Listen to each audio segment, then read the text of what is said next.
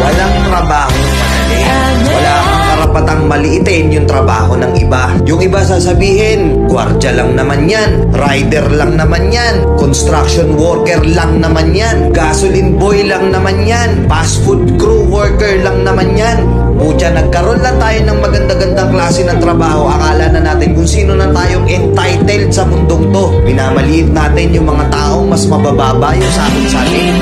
Pagkakaalam ko kasi, wala kang karapatang maliitin o matahin yung trabaho ng iba hanggat nagtatrabaho sila ng marangal.